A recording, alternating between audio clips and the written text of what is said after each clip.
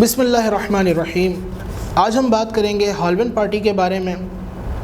مغرب کے اندر یہ تہوار بڑے زور و شور سے منایا جاتا ہے، بڑے ذوق کے ساتھ منایا جاتا ہے،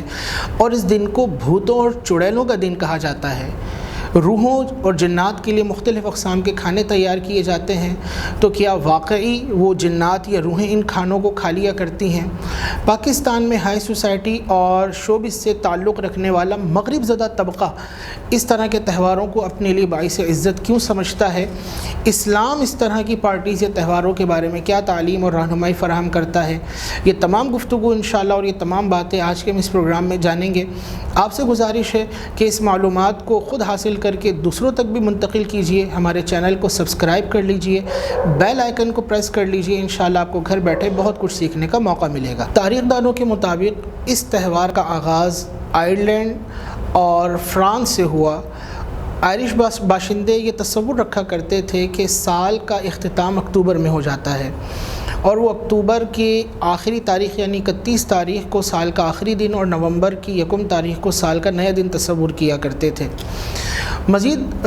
نومبر سے سردیوں کا آغاز ہو جاتا، لہٰذا اکتوبر کے اندر ہی کھیتیوں کو کاٹ لیا جاتا اور سردیوں کی تیاری میں مصروف ہو جایا کرتے۔ اور اس دن کے بارے میں 31 اکتوبر کے بارے میں خاص ان کا عقیدہ یہ تھا کہ اس روز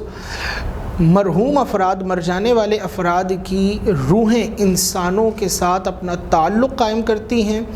اور اس کے نتیجے میں لوگوں کی اموات واقع ہوتی ہیں، کھیتیاں برباد ہو جایا کرتی ہیں، جانور مر جایا کرتے ہیں۔ لہٰذا وہ لوگ 31 تاریخ کو بڑے بڑے الاؤ دہکاتے، مختلف اقسام کے اناج تقسیم کیا کرتے، جانوروں کی بھیٹ دیا کرتے، اور پھر ان کی کھالوں کو اوڑھ لیتے اور ان کی سینگوں کو اپنے سروں پر سجا لیا کرتے۔ 8ویں صدی عیسوی کے اندر جب ان علاقوں کے اندر مسیحیت کا غلبہ ہوا تو پوپ نے اس طرح کے تہوار کو منع کر دیا اور اس دن کو بزرگوں کی تعظیم والے دن کے ساتھ منسوب کرتے ہوئے منانے کا آرڈر جاری کیا، لیکن لوگوں نے اس بات کو قبول نہ کیا اور اس بات کو اتنی پذیرائی نہ مل سکی۔ جب امریکہ دریافت ہوا اور اس تصور سے تعلق رکھنے والے افراد یہاں منتقل ہوئے تو انہوں نے اپنے ساتھ اپنی رسومات کو بھی یہاں پر منتقل کیا اور وہ اس پر کاربند رہے۔ آہستہ آہستہ یہ نظریہ اور یہ معاملات وہاں کے لوگوں میں بھی عام ہوتے چلے گئے۔ بالآخر 19ویں صدی تک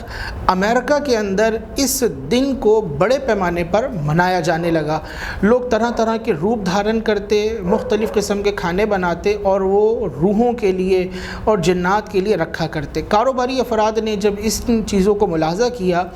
تو انہوں نے اس کو اپنے لیے نفع کا ذریعہ بناتے ہوئے طرح طرح کے کاسٹیوم لوگوں میں متعارف کروائے، سائنٹیفک بنیاد پر اس کی پبلسٹی، ایڈورٹائزمنٹ کی، اور لوگ اور زیادہ اس کے اندر انوالو ہو گئے۔ میڈیا کے ذریعے اس چیز کو ہائی لائٹ کیا گیا اور لوگ اس سے جڑتے چلے گئے۔ نتیجہ یہ ہے کہ آج 31 اکتوبر کو مغرب کے اندر، یورپ کے اندر بڑے پیمانے پر ہالوین پارٹیز منائی جاتی ہیں، مختلف طرح کے گیٹ اپ اختیار کیے جاتے ہیں، لوگوں کے دروازوں پہ ناک کیا جاتا ہے، ان سے ٹریٹ مانگی جاتی ہے،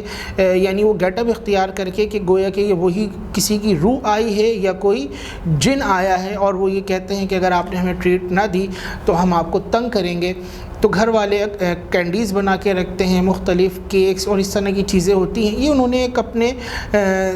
خوش طبعی کے لیے یا دل لگی کے لیے یہ طریقہ اختیار کیا ہوا ہے، اور وہ اس کو تہوار کے طور پہ مناتے ہیں۔ ہمارے یہاں پاکستان میں اور ایشیائی ممالک کے اندر ہائی سوسائٹی یا شوبز سے تعلق رکھنے والا مغرب زدہ طبقہ ان چیزوں کو اختیار کرنا شروع ہو چکا اور ان چیزوں کو پروموٹ کیا جانے لگا ہے یہاں پر، جس میں عام لوگ بھی جو تعلق رکھتے ہیں، رابطے رکھتے ہیں، وہ شریک ہو رہے ہیں۔ یاد رکھیے اس میں مرد و زن یعنی مرد و عورتوں کا مخلوط اجتماع ہوتا ہے،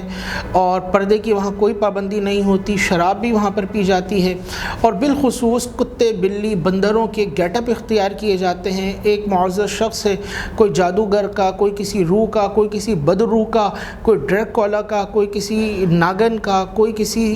نیولے کا گیٹ اپ اختیار کیا ہوتا ہے، اور پھر وہاں پر جو شریعت کے احکامات کی پامالی ہوتی ہے، الامان والحفیظ حدیث۔ تو یہ تصور کہ اسلام اس کے بارے میں کیا کہتا ہے، تو اسلام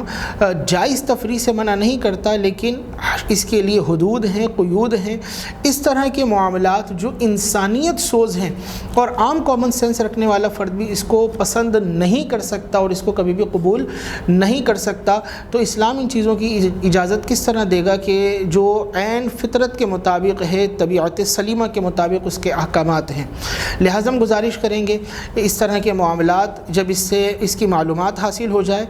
اس کی قباحت اپنے قلب کے اندر اپنے دل میں مضبوط کی جائے، اس طرح کی چیزوں سے خود بھی بچا جائے، اور اگر کوئی اس طرف جاتا ہے تو اس کو بھی ایجوکیٹ کر کے بچانے کی کوشش کی جائے کہ فلاح وہ اللہ اور رسول صلی اللہ علیہ وسلم کے احکامات کی اتباع میں ہے۔